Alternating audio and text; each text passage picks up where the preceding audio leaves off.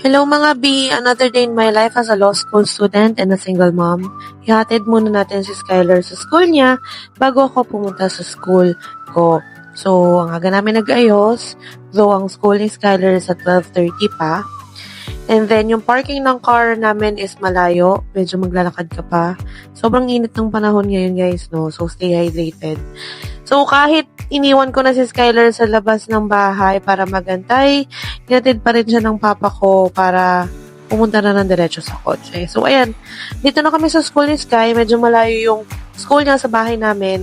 So, better kung ihatid siya via car. And then, I'm going to school na. Nag-drive-thru muna ako. And para hindi ako magutom bago ako mag-aral at mag-school today. So, bago ako pumasok, ay hinanda ko muna lahat ng mga kailangan ng professor ko for today kasi bidal ako ng subject namin for today. And yung kabilang section or yung third year is nagpakain. Kaya nakalibre din kami ng merienda for today's video. Niyaya ko muna yung classmate kong mag-merienda. And dito sa school namin, pwede kaming gumamit ng mga utensils pa sa lilinisin lang namin. So ayan, class na kami. Before ako umuwi, dapat malinis yung room at nakabura lahat ng mga nakasulat sa blackboard. So, uuwi na ako. And thank you so much. Next time ulit guys. Bye!